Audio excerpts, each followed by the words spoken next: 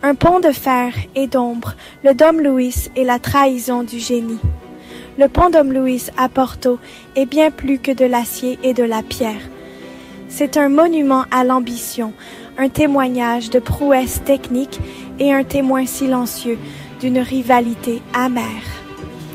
Ce pont, enjambant le Douro de Porto à Gaia, murmure l'histoire de deux esprits brillants, Gustave Eiffel et Théophile Seyrig, et du partenariat brisé dans son ombre. L'histoire ne commence pas avec le Dom Luis, mais avec son prédécesseur, le pont Maria Pia. Eiffel et Seyrig, partenaires d'innovation, avaient déjà marqué l'horizon de Porto avec ce géant de fer. Mais le Dom Luis serait différent. Ce serait le triomphe de Seyrig, un projet né de l'ambition et teinté de l'amertume de la trahison. Eiffel et Seyrig, un partenariat forgé dans le fer. Gustave Eiffel, un nom synonyme de structure imposante, n'a guère besoin d'être présenté. Sa tour Eiffel, symbole de Paris, n'a pas besoin non plus d'introduction. Pourtant, avant la tour qui porte son nom, Eiffel a perfectionné ses compétences sur les ponts, forgeant un héritage en fer et en rivet. Théophile Seyrig, le partenaire d'Eiffel, possédait un esprit tout aussi brillant, bien que l'histoire le considère souvent comme l'homme dans l'ombre d'Eiffel. Ensemble, ils ont formé un partenariat formidable. Leur entreprise, Eiffel et Scie, est devenue synonyme de conception et de construction de ponts innovants. Leur collaboration sur le pont Maria Pia, achevé en 1877, a consolidé leur réputation. Le pont était une merveille d'ingénierie, un témoignage de leur vision commune et de leur prouesse technique.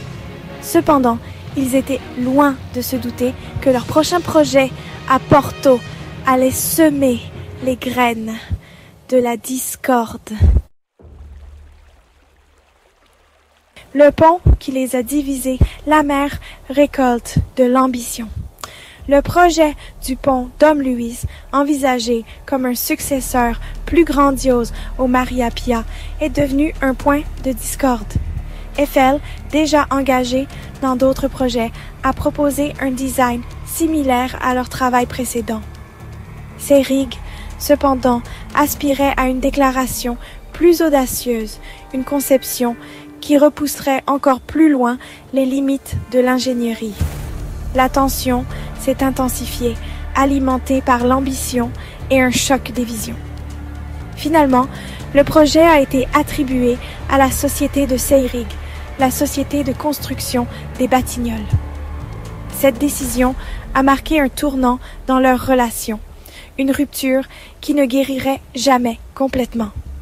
Alors qu'Eiffel a continué à acquérir une reconnaissance mondiale avec la Tour Eiffel, Seyrig a tranquillement cimenté son propre héritage avec le Dom Luis.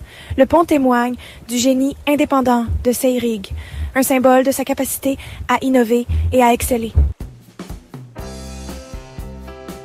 Le symbole d'une ville prend forme, la construction du Dom Luis. Le pont Dom Luis, une merveille de l'ingénierie du 19e siècle, témoigne de la vision et du talent de Seyrig. La construction a commencé en 1881, une symphonie de fer, d'acier et d'ingéniosité humaine. La conception unique à 2 niveaux du pont, avec des voies pour la circulation automobile et les tramways, était révolutionnaire pour l'époque. Le tablier inférieur, plus proche des courants tourbillonnants du Douro, était destiné aux voitures et aux piétons. Le tablier supérieur, s'élevant haut au-dessus du fleuve, accueillait un tramway offrant une vue imprenable sur la ville. La construction du pont a été un exploit de précision logistique. D'énormes piliers de granit ancraient le pont aux rives du fleuve, tandis que des treillis complexes de fer et d'acier formaient ses gracieuses arches. L'achèvement du pont en 1886 a marqué un moment charnière dans l'histoire de Porto, reliant le centre animé de la ville à Vila Nova de Gaia, célèbre pour ses caves à vin de Porto. Une inspiration gravée dans l'acier, l'héritage durable du pont dans l'art et le cinéma. Le pont Dom Luís, avec ses arches vertigineuses et ses ouvrages métalliques complexes, captive les artistes et les cinéastes depuis plus d'un siècle. Sa silhouette emblématique, symbole du patrimoine industriel de Porto, a orné d'innombrables peintures, photographies et cartes postales. Mais l'influence du pont s'étend au-delà de la simple esthétique. Sa structure imposante, témoignage de l'ingéniosité humaine, a également inspiré les cinéastes, en particulier ceux qui sont attirés par les thèmes de l'industrialisation, du progrès et de la relation entre l'homme et la machine. L'un des exemples les plus notables est le chef-d'œuvre du film muet de Fritz Lang en 1927, Métropolis. Le paysage urbain dystopique du film, un régal visuel de gratte-ciel imposant et de machines complexes, ressemble étrangement au Dom Luís et à ses environs. Métropolis s'élève, la vision du futur de Fritz Lang, inspirée par le passé. Métropolis de Lang dresse un portrait saisissant d'un futur divisé par les classes. L'élite de la ville habite des gratte-ciels imposants, symboles de leur pouvoir et de leur richesse, tandis que la classe ouvrière travaille dur en dessous, alimentant les machines implacables de la ville.